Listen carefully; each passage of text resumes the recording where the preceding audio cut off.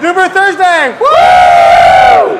And we're back here again with Laurie Delk. It's been 100 beers and 100 breweries and 30 beers or 30 days this time, hasn't it? Yes, it has. And so we're at the most fitting ending spot, which is Lost Abbey.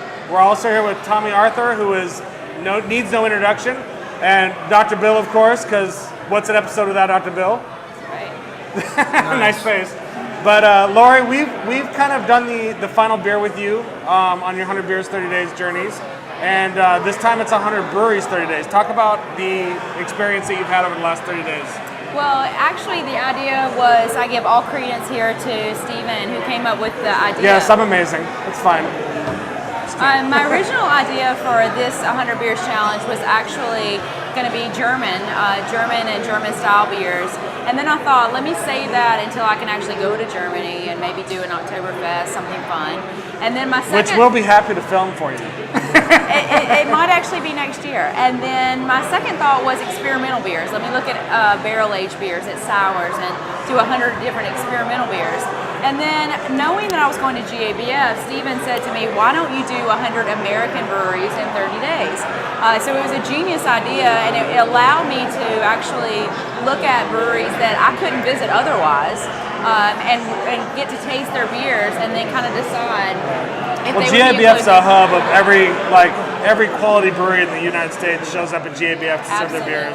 And so that's what better place could you do that to? So. Absolutely. So thank you, Steven. That was your idea, and so here we are at my final stop, and I wanted to select one of my favorite breweries in the country, whether it was in California or not, and it's Lost Abbey. And I'm so in love with Tomme's beer, so I wanted that beer, my number 100, to be here at Lost Abbey. So thank you for having us. You're welcome. And now, Tomme, the rumor is that this beer is actually a product of Bill and Matt Bonney coming over in a drunken rage and coercing you into allowing them to mess with your barrels. Is that true? This was one of those kind of fortuitous nights where we'd been doing a little drinking, which is apt to happen. Best time to make beer. Apt to happen in this this industry, in this environment. I remember it was last July. It was an incredibly hot day, if not one of the hottest days of last summer. I think there's a little deliriousness going on. Stone Sour Fest, of course. Stone Sour Fest, classically the hottest day of the year. Yeah, right. About 110. It was a Sunday. We came back. Matt came. Bill was here. We sat down, opened up a bunch of different barrels, tried to create something that was not necessarily out of the norm, but at the same time had some unique characteristics. The base beer itself was a single barrel, and then we worked off of about 3 or 4 different oak barrels to kind of come up with a blend. Today, the beer is drinking incredibly well. It has really matured into something that I think even when we imagined it a year and a half ago, we didn't think that it would quite get to where it's at, but it's over the last year has really come into its own. So one of the reasons we're opening it tonight is to show what's possible. What do you take out of the barrel process? And that is a lot of things that you can taste, but until you put them together, you just don't know. And we're going to find out, what the barrel blending and the barrel aging process is capable of, and that's what this beer expresses. Right on. And most of you would know Matt Bonney as number 2, but he also runs a Brouwer's Bottle Works in Seattle. Yeah, the Brouwer's Cafe and Bottle Works. He's the general manager there, and they're known as like the bottle shop in Seattle, basically. Yeah. So, and the bar too. Yeah, exactly. So it's one of the most beautiful bars in the United States. Several different breweries have done collaboration style beers with Brouwer Works, and this is the Lost Abbey version. So let's pop it open. And it's the second Lost Abbey beer that they've done together. One? Yeah, we like Matt. Yeah, we all like Matt. He's very cuddly. We don't all like Matt. A lot of us like Matt. And Laurie, you know what's perfect about this is you said you want to do maybe experimental beers next. Well, Tomme and Lost Abbey epitomize experimental brews as far as Tomme's place in the craft brewing hierarchy, history. So we may be finishing your 100th beer here again. I would love that. If Tomme will have us. That. If he'll have us, I'd love it. Well, thank you very much. Reason not to come back, right? All right, so what we've got here is about a 9.5% alcohol barrel-aged beer. A lot of acid, a lot of really nice Brettanomyces and wood character. Some have sort of labeled this as an Imperial Flanders kind of beer. It's a blend of four different Lost Abbey beers. I'm going to spin that around just so that Matt gets his proper due. Cheers to you. Cheers, my friend. Cheers. To all of you. Cheers. Cheers, guys. You can smell the sour qualities off of this. You get really a lot of the Flanders red qualities off the nose. So what smells Matt, amazing. What happened when Matt and Bill came in is that and a lot of times when we do blended beers and sour beers and experimental beers, where there's no sort of history or pedigree involved, we'll pick a single barrel to work from, to start from a single flavor. And we had a barrel of our Lost and Found Abbey Ale that had been soured and had some real nice character, both barrel and tart and wild yeast. And so we said to Matt and Bill, this is what we think we should start with, because we get a lot of volume at that point. A single barrel gets us about 50 to 55 gallons of beer.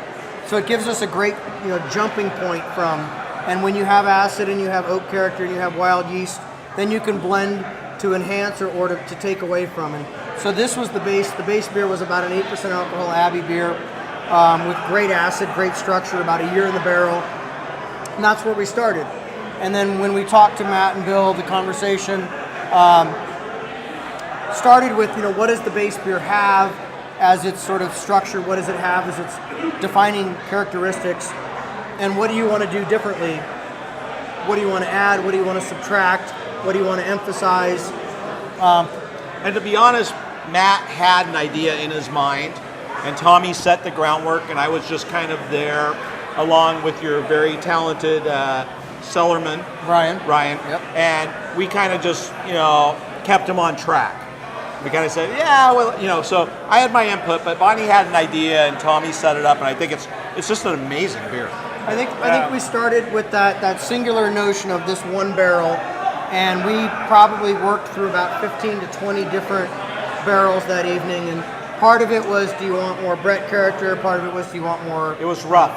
Yeah, it was actually was rough that night. More barrel character, more sweetness, more dark malt character, more bitterness, and we went through several different iterations. In fact, I left that night, Yep. and you still hadn't. You said, I think you told him he could sleep here if he had to. Well, there's a shower in the bathroom, so I mean, you're good. Like, There is. you just got to find a place to lay down. It's a pretty good story, because I actually had been in Arizona that whole weekend, came back on Sunday, we did the blending, but I had to go home and do a bunch of stuff. At about 8 o'clock, 8:30 at night, I left here, told them, this one's on you guys, we've tasted all these different components. This is what I think we should be working with in terms of 3 or 4 things, but it's up to you to decide the percentages and what you want the beer to be. Make sure you write it down, because a lot of times when you're blending beer, that conversation can be kind of left behind. It's like, oh, you remember that one we did like an hour ago? No, I don't. And that happens more than you would think. So I left, and not knowing fully well what I was going to come back to in terms of, I certainly didn't leave here at 8:30 that night saying this is what the beer has to be, and then I'm going home. Right. And I came back, and there was a little bit of blending that went on after the fact, and Matt left it in our control, but I think when they left, and Bill left with them, that there was this notion of that was what the beer was at least, sort of set up to be. Yeah, it's definitely an amazing Flanders beer. Like you totally get the Flanders red quality off of it, but you're right, it's got an imperial quality that just kind of steps it up a notch. Like it's a little bit more powerful than you would expect, and I think it's reminiscent of a lot of Lost Abbey beers. I think it's kind of what you expect, but it's that next level up that kind of goes, oh shit, this is amazing. And so I call it Cuvée to Tommy's little brother. He keeps following him around the house, bugging him when he's with his girlfriend. Can I complain? Well, what I love about this beer, and I'm so happy that this is my number 100, is because this is so reminiscent of something I would do in a wine tasting, in the sense that there's a lot of wine-like qualities here in this beer, and it's a huge compliment in my opinion, because it's got that beautiful sense of like dried tobacco. I mean, I grew up in North Carolina, so I grew up in tobacco country, and whenever I smell tobacco in a wine or a beer, I'm just instantly in love, and I get that here, and I get that beautiful like currant, that dried currant flavor, that oak, and all of those things that when you barrel age a beer is so much similar to when you barrel age a wine. Right. And it's just a beautifully balanced, everything seems to be right in its place in both aroma and flavor. and it's just gorgeous. So I mean, I applaud you Cheers on to this that. effort. So a fitting beer for your 100th? Yes, exactly. It's absolutely well, and perfect. speaking of which, Laurie, you know, most of us drink 100 beers in 30 days just because we're functional alcoholics. But you do it for an actual cause. So, tell us a little bit about what you guys are trying to do with 100 beers, 30 days, and what kind of because I know this is actually going to a charity cause. So, talk a little bit about that. So one of the new projects that I love is called Food for Kids Backpack Project, and it's through the San Diego Food Bank, and it provides foods for children, malnourished school kids, and they identify those children, and then they give them food discreetly in their backpacks so that they have food over the weekend. So that's close to my heart, and I really love that. I've done Parkinson's research, I've done food banks, so every challenge presents a new charity, but the underlying charity will always be feeding the hungry. Well, and speaking for our audience, because I know they're amazing, and I love our audience, and they're such an amazing group of people. Not all of them could be here, obviously, because they're all over the country. How can they get involved in their local area and help the hungry, help the food banks? What would you suggest to those people to get them on board with that? Well, most holiday food drives start around November 1st or to the mid of November. So I would encourage everyone to try to find your local food bank, look to see what their holiday drives are. Generally, they'll set up stations throughout your city or throughout your county, and you can just go and drop food, and that's all it takes, just a few cans of food dropped in, and that's going to feed a family, that's going to feed a school child, that's going to feed someone. So even the smallest thing that you can do is going to make a huge difference. So I encourage well, and I go from I'm a big fan of Harry Chapin. I don't know if you've ever heard of him. Yeah. But he does a whole song about the Christmas food drives. And he makes the point that when are teachers going to realize that people are hungry all year long? Yes. And so when you're looking at your cupboard and you're like, oh, I've had this can of beans or this box of whatever, or this box of mac and cheese for the last 6 months, and you're going to throw it away, don't throw it away, throw it in a box, take it to your food bank. It doesn't matter if it's January or June or whatever, just help the hungry. Take a stand and do what you're doing. And I have a lot of respect for what you're doing because it's amazing to beer is an obsession for a lot of us. It's something that we've really gotten involved in. But to take that and then and then to use that to help people is amazing. I really applaud what you're doing, and I love the 100 Beers 30 Days program, and I can't wait till we finish the next one so we can find ourselves somewhere else to be drinking beer. Next challenge is upcoming. It'll be in the spring. Yeah, I think we started at Stone last time. We're at Lost Abbey, so I think the next one down the road is... Who knows? Someone help me out. What's the next one down the road? That's to be determined. To be determined. Very So we're moving down the... Tommy, thank you for letting us have this here. For sure. And, Congratulations. Thank you cheers, so much. and as always, stay safe. Awesome. And drink beer. Cheers.